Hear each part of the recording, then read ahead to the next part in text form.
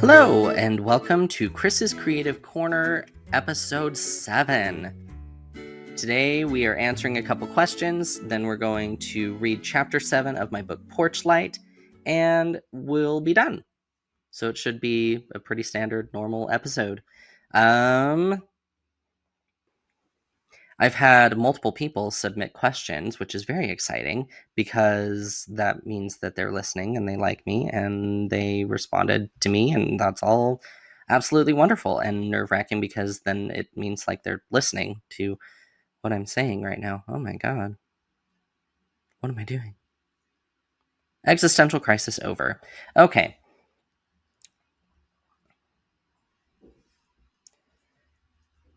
I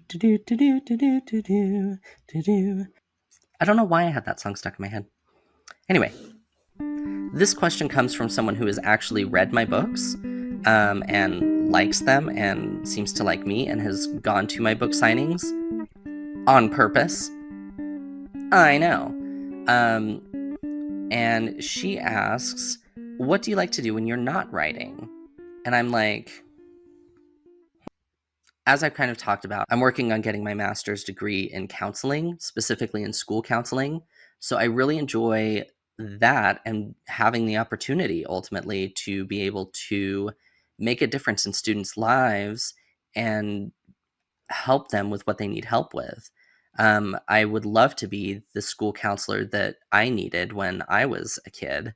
Because ultimately I was a high achieving kid. I got straight A's all through 9th grade. And then I started skipping class. I started focusing on other things outside of class and did not get very good grades in the rest of my high school career, which affected the rest of my college career, which is awesome. But that's provided me wonderful learning opportunities as to, how to help other people. So I enjoy counseling, and along with counseling comes advocacy work. And I really struggle with this because I want to be a good advocate. I want to advocate for women's rights, especially for their healthcare. I especially want to advocate for members of the queer community. Again, I use the word queer here to be all-inclusive rather than derogatory. I want to, instead of saying LGBTQIA+, I would rather say queer to encompass all of the identities that are included in the plus, because they are all just as valid as the LGBTQIA. Part of that advocacy work is being a target, I guess.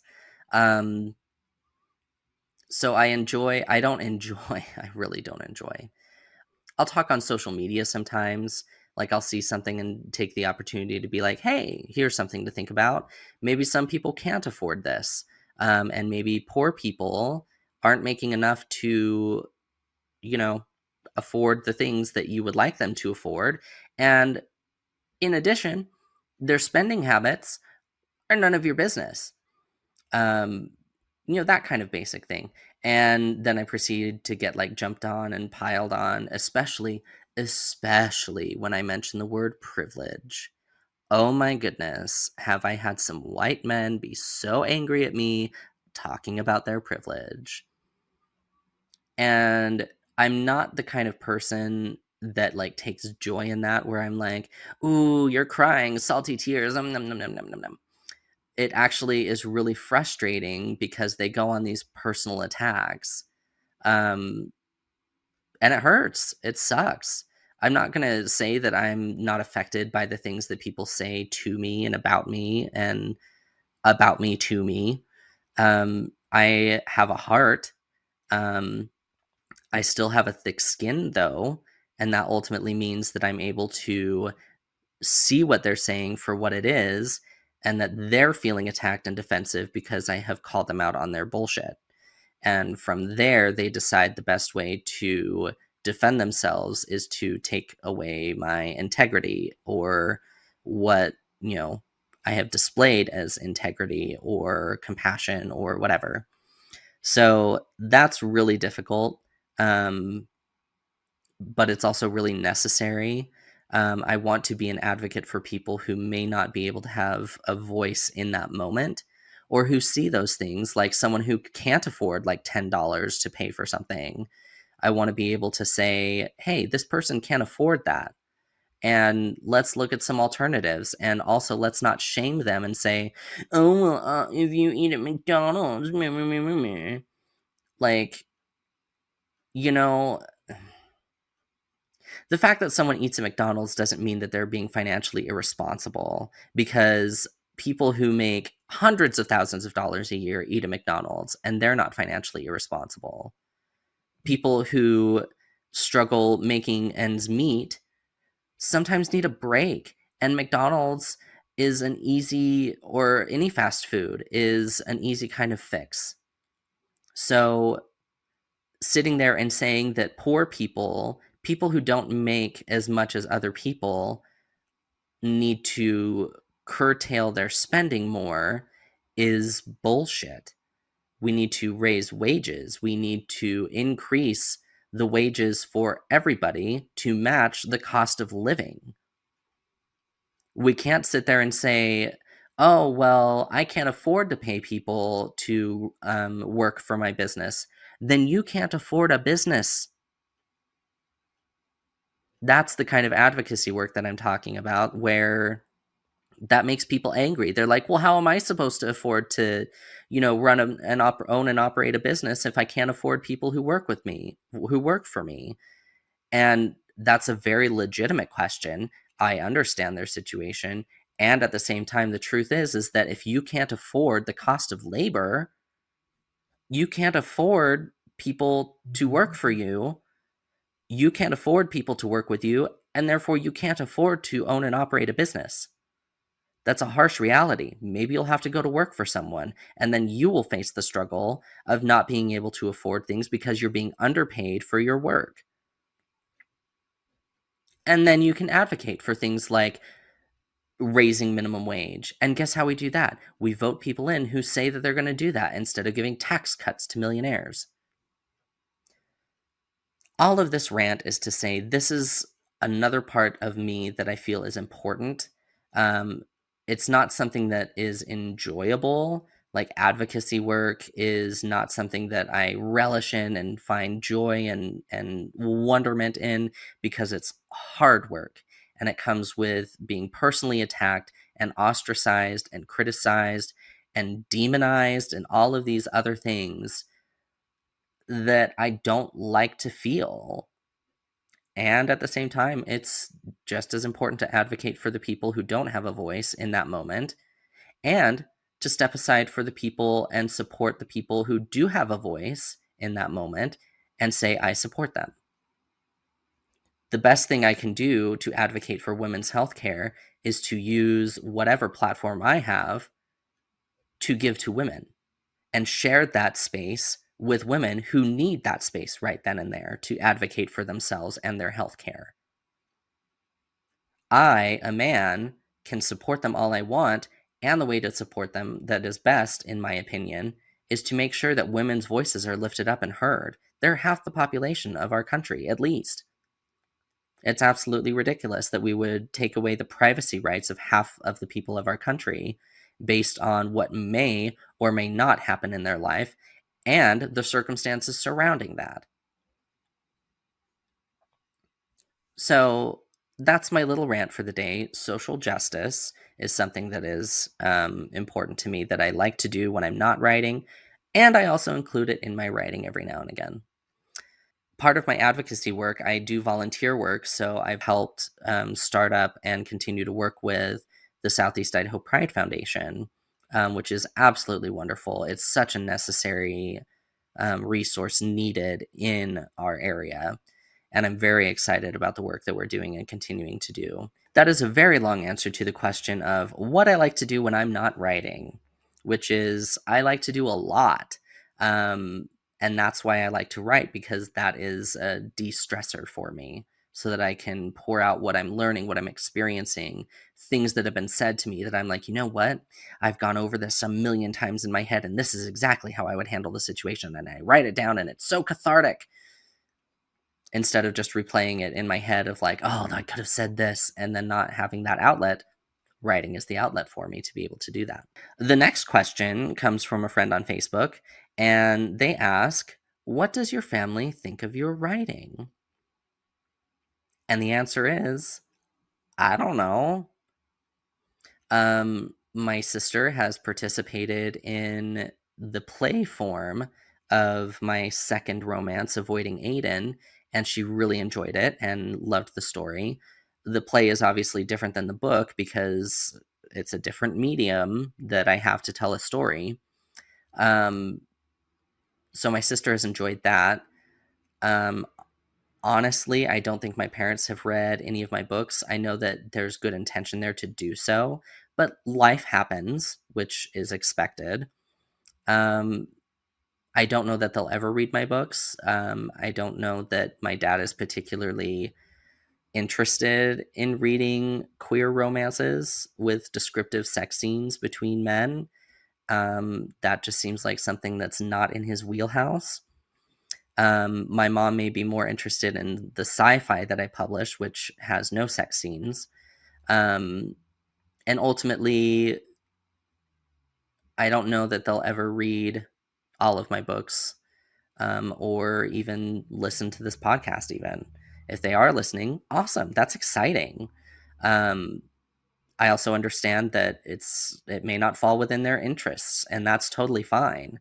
I can't write something that's interesting to everyone, including members of my own family. Um, my husband really supports my work, by being a listening ear, and with my romances, he wasn't really into them. Has read a few of them. I've pitched some ideas to him, for the romances as I was writing them, and he was really supportive of that. So that was nice. Um, as for other family members, I don't know. So I know that my family supports my writing.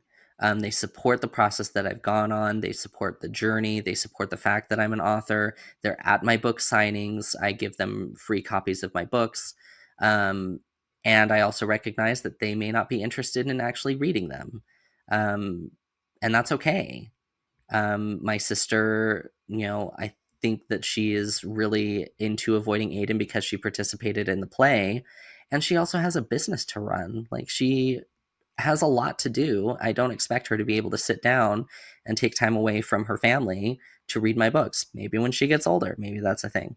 I don't know. So yeah, to make that very long answer shorter, my family supports me, and they do it in ways that are the ways that they can.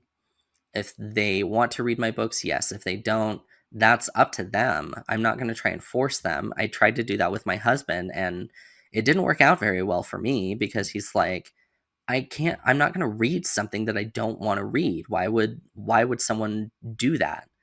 And it makes sense. Um, I also found out that I thought part of his resistance was that he was going to say, "Oh my goodness, this is awful. Why am I reading this crap? How am I going to tell him that it's bad because I don't want to lie and be like, "No, it's so good. It's my favorite." Turns out he gets very invested in characters, and I put my characters through a lot because, well, I've been through a lot. And ultimately, telling those stories about overcoming those obstacles and trying to be your favorite version of yourself is important to me. And that's kind of what my stories are all about. They're all just told in different ways. So I do the work that I can when I can and celebrate what I can when I can. And when I do celebrate, my family's there. And that's really important. So thank you for both of those questions. My God, it took a long time to talk about those questions. I can have a whole podcast devoted to human rights and this or that. Instead, I wanted to do a podcast about my books because they end. The battle for human rights does not end, apparently, and continues to get worse. So that's why I am reading my books. Continuing on and moving on and switching gears, we're going to go into chapter 7 of Porch Light. This chapter is called Seeing Stars. All too soon, we had finished recording our album. We stood there looking at the list of songs I'd written down. Sorry, Left to Waste, Time, Trouble in Paradise, Here Without Becky, No Matter What, a ghost-written song, I Don't Care, The Quiet Box, Don't Sail, ghost-written, Mad to Laugh, also ghost-written, Never Mine, Face Off for Dead, and Sorry, an acoustic version. I had no idea how Kennedy had done it, but she had managed to record us in a karaoke bar and posted it on our pages. Omar saw it and loved it. We were also on a few morning shows and performed a few evenings at some of the local hotspots. People in Nashville were loving us. Our social media exploded with thousands of more likes. We added on a few people to manage our pages, so it wasn't all on Kennedy anymore. We did several photo shoots, and for the most part, everything went okay. I'd always tried to be a good lead singer and not take the spotlight, so I suggested several poses where I was in the back. And I think my bandmates appreciated I knew I'd be nowhere without them. Omar was pleased it had gone so fast, even if we were all exhausted by the end of it. We were in the studio for up to 14 hours a day. I was really grateful for the voice lessons I'd gotten as a kid, otherwise my voice would have been shot. It was still kind of raw nonetheless. Then we were on a flight back home and back to our normal lives while they finished processing the album. Omar saw us off at the airport. We won't call you back unless it's absolutely necessary. He gave us all hugs, except for a manly handshake with Levi, and if we do have to call anybody back, it will likely be Nick. The instrumentals and vocals all sounded great, but who knows what's going to happen once we start going through the editing process. So you said up to 2 months? I shifted my bag on my shoulder. Omar nodded. It may take a little longer to get it finished, but as soon as it is, I'll have you booked. Depending on how big it gets at first, we might even have you on Saturday Night Live within a few months. I can't even imagine being on SNL. Casey looked at me excitedly, then turned to Kennedy. We would look so good on that stage. Maybe we could even participate in a skit. Yeah, it'd be pretty cool. I looked out the window of the airport, wondering if I was ever going to be back in Nashville. I'd grown to love it. We got back on a Sunday night, and I went to work at the hotel the next morning. I was beat. But my new front desk manager, Bethany, and Sandy were both excited to hear how it went. It was nice they were supportive. I was hoping we did it all. Top of the charts, worldwide tours, and more money than I could dream of. All so I could never have to worry about whether I was going to eat instant noodles or some other cheap and salt-filled food. My parents still hadn't called, but now it was starting to bother me. It had been a month and a half now with no contact. My mom was still friends with me online, so she knew what I was doing and where I was. I had even taken to see if she had liked any of my statuses. She hadn't. Hector hadn't called either. I assumed my stuff was still at our apartment. I finally got a hold of him a few days after we got back. Hey, it's me. Yeah, I know. I have caller ID, Junior. I bit my tongue. So I'm back from recording, and I was wondering when I could come pick up my stuff? The sooner the better. I've been packing up my stuff around your stuff. I can't afford the apartment on my own, so I'm moving. We have to be out by the end of the month. I let out an exasperated noise. Hector, the end of the month is next week. Why didn't you call me earlier? You were in Arkansas. Nashville's in Tennessee, and I could have at least prepared to move. He sniffed on the other line. Not my problem anymore. You have a key, and your stuff's still here waiting for you. You know the furniture is all mine, so it should be pretty easy for you to get your shit and get gone. He was so angry. I'd really hurt him. I'll get it figured out. Okay, bye. We needed to start rehearsing new songs, and Casey and I each presented 3 new songs we'd written at rehearsal a week after we got back. What about the one you two were working on? Kennedy was looking over song lyrics while Levi played a few chords, finding the right key for late night trial. It's still not ready yet. Casey said it before I could say anything, so I just nodded in agreement. I've been messing with some words for a few days now. Levi presented a coffee-stained sheet of paper. Maybe you two could flesh this out? Make it, better? Casey and I put our heads together. After a moment, I looked up. This is really good. It's so creative. What the hell is it? I call it The Homecoming Queen's Got a Snail. He played a few notes on his guitar and sang the first few lines. Casey and I grinned at each other. That's really good. I would even say that's our next album title. I would love to make a music video for that. Kennedy patted Levi on the back. We fell back into our regular routine while waiting for the album to finish. Casey and I spent the same amount of time together as we had before, but it was different. He was also drinking a bit more than usual. A lot of times I would be his designated driver, simply spending time with him at the bar as he made random new friends and got plastered with them. And every time we'd get back to the apartment, he would try to kiss me or put my hands on him. And while it was probably more difficult than coming out to my parents, I resisted, making sure there were pillows or a blanket between us, because I could not get quality sleep on a freaking futon sofa. Yet, when I'd see him later in the day, he was always full of energy and creative ideas. We were having incredible jam sessions with the band. I never understood why until I was putting away some laundry and found a baggie in his bedside table drawer. A baggie with white powder in it. Oh shit. Oh no. No. Case. What was I gonna do? I had no idea he was into drugs. I mean, we'd smoked pot a few times in high school and at a few parties here and there after gigs, but that was it. Substance abuse. I needed to learn more about it. No, I should talk to him first, shouldn't I? I mean, I'm his friend. His best friend. Nick? What are you doing? I froze up, my wide eyes turning to look at him standing at the end of the bed. I hadn't even heard him walk in. I was still holding the bag of powder. I dropped it. I was just putting stuff away, and, well, I mean, I don't want to pry and I don't want to assume, but I hope you know you can talk to me about it. Dude. He walked over to the bag and opened it, holding it under my nose. I jerked away, but smelled something clean. It was baking soda. He dropped the baggie back in his drawer, looking at me with amusement. I sighed with relief. Oh, thank God. I thought it was cocaine, we were going to have an intervention or something, and I couldn't afford rehab for you, but I totally would have tried something, especially with your drinking. Whoa. What about my drinking? I stared. I mean, nothing. His face was serious. Do you think I have a drinking problem? I clicked my tongue. I mean, you drink every night, pretty heavily. I know you're able to go to work and do stuff. It's called being a social drinker, Nick. I go out and drink with other people. It's not like I'm sitting here alone with a bottle of whiskey watching old movies on TV or something.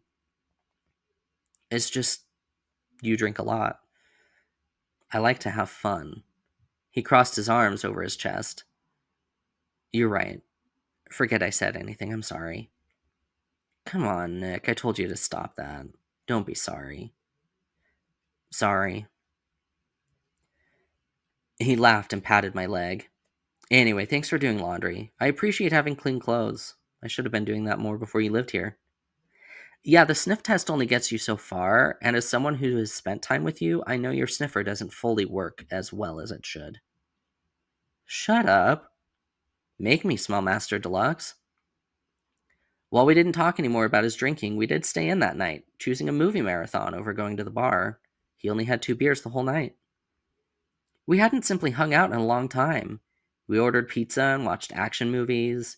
It also gave us an idea for another song we were planning to present tomorrow. The next day, I got a call from Omar about the record. Unfortunately, I missed it because I was at work. I caught my front desk manager as she was heading out the door. Hey, Bethany, can you cover the front desk while I return a phone call? I'm sorry, Junior. I'm on my way out the door. Maybe when I come back, but I'm swamped with the transition right now. I can't promise anything.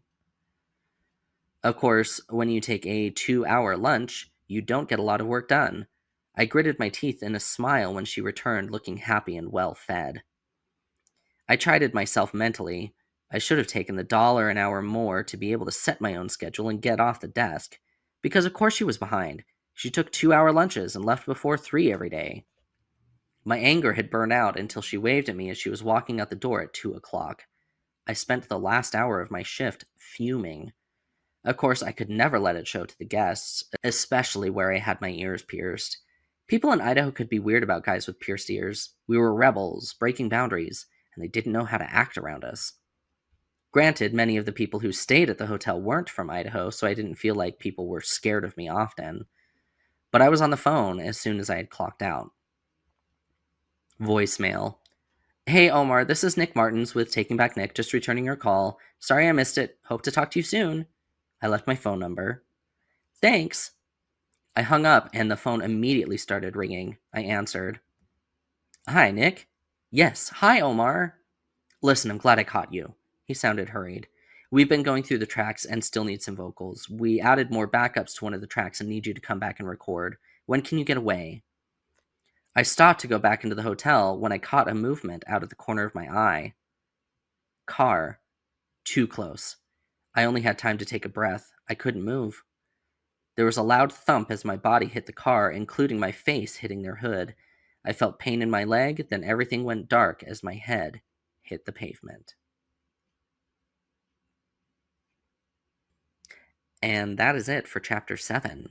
And that is it for our episode of Chris's Creative Corner. Thank you for tuning in. We will see you next week, and we will get some resolution as to Nick suddenly getting hit by a car. Thank you for listening. Thank you for tuning in so much. I appreciate it, everyone. And we will see you next week on Chris's Creative Corner.